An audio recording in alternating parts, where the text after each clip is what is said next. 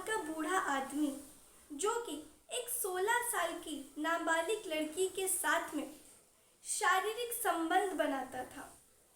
जी हाँ, वो बूढ़ा व्यक्ति उस 16 साल की लड़की को शक्तिवर्धक गोलियां खिला करके उसके साथ में जितना मन चाहा जब मन चाहा उसके सारे कपड़े उतार के शारीरिक संबंध बनाता था। वो लड़की चीखती है और चिल्लाती है कि दादा ये सब आप क्या कर रहे हैं, लेकिन वो बूढ़ा व्यक्ति उसकी एक बात नहीं सुनता था, बल्कि जो उसकी मनमानी थी, जो वो करना चाहता था, वो सब कुछ करता रहता था। और वो लड़की क्योंकि शक्तिवर्धक गोलियों का उस पर असर हो चुका था, इस वजह से वो कुछ कर नहीं पा रही थी सिवाय बोलने के कि ये सब आप क्या कर रहे हैं, मैं घर पे मम्मी पापा को बताऊंगी। लेकिन जब वो लड़की ये धमकी देती है तो वो बूढ़ा व्यक्ति जो कि एक कैमरा जो मोबाइल होता है उससे वो वीडियो रिकॉर्ड कर लेता है और बोलता है कि अगर तुमने ये वीडियो इस बारे में किसी को भी बताया तो ये वीडियो पूरे वायरल कर दूंगा, हर जगह तुम्हारी बदनामी होगी, तुम्हारे माँ बाप किसी के सामने मुंह दिखाने लायक नहीं रहेंगे। वो उस लड़की को डराता है, धमकाता है, जिस वजह से वो लड़की ये सारा चीज़ 4 महीने तक झेलती रहती है और आखिरकार वो लड़की गर्भवती भी हो जाती है। तो दोस्तों, ये है आज की कहानी जो कि मैं आप लोगों को सुनाने जा रही हूँ। इस कहानी को पूरा सुनने के लिए मेरी इस वीडियो को अंत तक देखिए। तो आदाब, नमस्ते, सत श्री अकाल। मैं हाजिर हूँ फिर से एक ऐसी ही सच्ची कहानी और सच्ची घटना के साथ में। आप लोगों के इस कहानी को सुनाने का मकसद मेरा आप में से किसी की भी भावनाओं को ठेस पहुंचाना या आप लोगों की भावनाओं को आहत करना बिल्कुल नहीं है, बल्कि समाज में घट रही घटनाओं से आप सभी को जागरूक कराना है। तो दोस्तों, दरअसल ये जो घटना है, ये घटना है पंजाब की। पंजाब में एक ज़िला पड़ता है होशियारपुर। वहाँ पे एक छोटा सा गांव होता है, उसमें एक परिवार रहता है जिसका मुखिया का नाम रमेश सिंह होता है। उनकी एक पत्नी होती है और उनकी एक 16 साल की बिटिया होती है जिसका नाम की गरिमा होता है। वो पढ़ने लिखने में बड़ी होशियार थी, बहुत अच्छे उसके नंबर आया करते थे। माँ बाप हर कोई उससे बहुत ज़्यादा खुश था क्योंकि वो बहुत ज़्यादा अच्छी थी। वो चाहती थी बड़े होकर के या तो वो कोई सरकारी नौकरी करे, डॉक्टर बने या फिर कोई सरकारी अफसर बने, क्योंकि वो पढ़ने लिखने में बेहद होशियार थी। उसके माँ बाप इस वजह से इसकी सारी ख्वाहिशें पूरी किया करते थे जो भी उसको चाहिए होता था। तो दोस्तों, ये जो इसके पिता होते हैं यानी कि जो रमेश सिंह होते हैं, वो दरअसल वहीं पर होशियारपुर में ही एक कंपनी में काम किया करते थे। सुबह सुबह वो 9 बजे तैयार होकर के कंपनी चले जाया करते थे और आते थे रात को लगभग 8 या 10 बजे।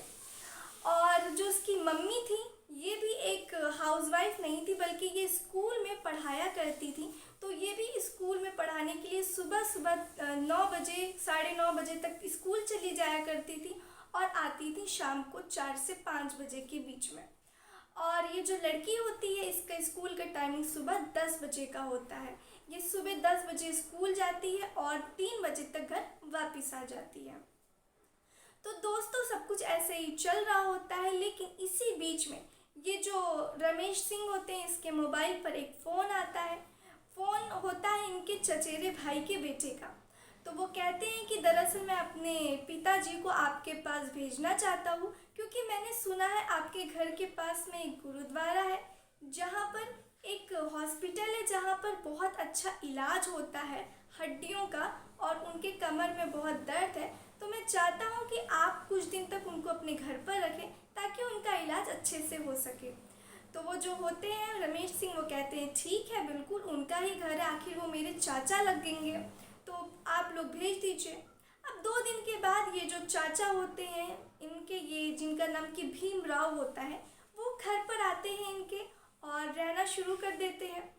वो हॉस्पिटल रोज़ जाना होता था उनको, तो वो रोज़ हॉस्पिटल जाया करते थे और डॉक्टर का कहना था कि 1 महीने तक आपको कंटिन्यू आना होगा। तो वो रोज़ हॉस्पिटल जाया करते थे। हॉस्पिटल जाने के बाद इलाज करा के वो वापस से मतलब कि सुबह में 6 बजे हॉस्पिटल जाते थे और 8 बजे तक वापस घर आ जाते थे। अब ऐसे ही 2-3 दिन बीत जाता है। अब जब चौथे दिन की बारी आती है तो ये जो लड़की होती है, क्योंकि अब इसके पिता ऑफिस जा चुके थे, इसकी मम्मी स्कूल जा चुकी थी, घर पे सिर्फ चाचा और ये लड़की बचती है। अब क्योंकि टाइम हो गया था स्कूल जाने का, ये लड़की 9:30 बजे जाती है बाथरूम में, नहाती है। जब नहा के आती है तो उसके जो बदन था वो गीला था, उसका बदन पे जो कपड़ा था वो इस वजह से उसके बदन पे चिपका हुआ था। जब उसके चाचा ये देखते हैं तो उनको अंदर से एक पता नहीं कैसी उत्तेजना जाग जाती है, वो बर्दाश्त नहीं कर पाते, कंट्रोल नहीं कर पाते हैं और वो बस उसके साथ में गंदी हरकतें करने के बारे में सोचने लगते हैं। 4 दिन तक उन्होंने बहुत मुश्किल से खुद को कंट्रोल किया था, लेकिन अब वो कंट्रोल नहीं कर पा रहे थे। अब वो उसके पास जाते हैं, उससे थोड़ी अश्लील बातें करते हैं, उसको इधर उधर छूते हैं, लेकिन वो लड़की सोचती है कि ये दादा है मेरे, तो वो ऐसा कुछ क्यों ही करेंगे मेरे साथ। और लड़की क्योंकि 16 साल की थी तो उसको उतना कुछ समझ भी नहीं आता था, और जो दादा समझती थी वो तो इसलिए डाउट भी नहीं गया उसको। ये सब कुछ ऐसे ही चला। लेकिन उसके अगले दिन ये जो आदमी होता है, यानी कि 55 साल का बूढ़ा व्यक्ति जिसका नाम भीमराव होता है, ये डॉक्टर के पास से जाते आते समय मेडिकल स्टोर से एक शक्तिवर्धक गोली लेकर के आ जाता है। अब जब लेके आ जाता है तो सारे लोग, इसके पिता और इसकी माता के जाने के बाद, ये लड़की अब स्कूल के लिए रेडी होती है, चाय बनाती है। चुपके से ये आदमी उसकी चाय में वो शक्तिवर्धक गोलियां डाल देता है और वो लड़की चाय पी लेती है। अब उस लड़की को अजीब अजीब सा फील होने लगता है, उसके अंदर उत्तेजना पैदा होने लगती है, जिस वजह से ये जो चाचा होते हैं वो उनसे कहती है कि आज मैं स्कूल नहीं जा पाऊंगी, मेरी तबीयत थोड़ी ख़राब लग रही है। तो वो जो चाचा होता है वो तो यही चाहता ही था। अब वो कहता है ठीक है, तुम आराम करो कमरे में। अब ये जो आदमी होता है, 15 मिनट बीत जाता है, फिर जाके कमरे में चेक करता है तो उस और 15 मिनट हो जाता है, उस गोली का असर और अच्छे से होने लगता है और अब इस लड़की को कुछ तो करने का मन करता है, उसके अंदर भी उत्तेजना पैदा होने लगती है। अब ये जो आदमी होता है ये उसके पास जाता है, उसका चचेरा जो चाचा होता है वो जाता है, उसके बाद उससे अश्लील बातें करता है, उसको बेड पर सुलाता है। सुलाने के बाद में उसके एक एक करके सारे कपड़े उतार करके फेंक देता है और उसके साथ में शारीरिक संबंध बनाना शुरू कर देता है। वो उसके साथ में इतना ज़्यादा ज़ोरदार तरीके से, इतना ज़्यादा ताबड़तोड़ तरीके से शारीरिक संबंध बनाता है कि वो 16 साल की लड़की बर्दाश्त नहीं कर पाती है, उसका झेल नहीं पाती है, जिस वजह से वो जो लड़की होती है वो, अब क्योंकि उसने शक्तिवर्धक गोलियां खाई थी तो उसको कुछ किया नहीं जा रहा था, क्योंकि उसके पास ताकत ही नहीं बची थी। वो बस अपने मुंह से बोल रही थी कि आप ऐसा मत कीजिए, मैं घर वालों को बताऊंगी, दर्द हो रहा है, ये सारी चीज़ें वो अपने उस आदमी को कहती है। लेकिन वो कुछ नहीं सुनता है और उसके बाद में वो लड़की के साथ में बहुत देर तक शारीरिक संबंध बनाता है। जब वो थक जाता है तो वहीं पर लेट जाता है। अब वो लड़की कहती है कि मैं ये बात अपने घर वालों को बताऊंगी। तब उस पर ये जो आदमी होता है वो अपना फ़ोन निकालता है और दिखाता है कि देखो ये वीडियो अभी भी बन रही है और अगर तुमने किसी को कुछ बताया तो वीडियो में ये वायरल कर दूंगा और फिर तुम और तुम्हारे माँ बाप कहीं भी मुंह दिखाने लायक नहीं बचेंगे। इस वजह से वो लड़की डर जाती है, सहम जाती है और कुछ नहीं बोलती है घर पे। ऐसा ही उसके साथ में अब 4 महीने तक लगातार होता है। जब भी उसके माँ बाप चले जाते थे ये आदमी उसके साथ में ज़बरदस्ती, उसका चाचा, शारीरिक संबंध बनाता था और एक दिन ऐसे करते करते उसकी तबीयत बहुत ज़्यादा ख़राब हो जाती है। अब वो बीमार रहने लगती है। एक दिन उसको बहुत उल्टियाँ हो रही थी, उसके माता पिता ले जाते हैं उसको हॉस्पिटल। जब हॉस्पिटल ले जाते हैं तो डॉक्टर जो होते हैं वो उसको नर्सिंग वार्ड में भेज देते हैं।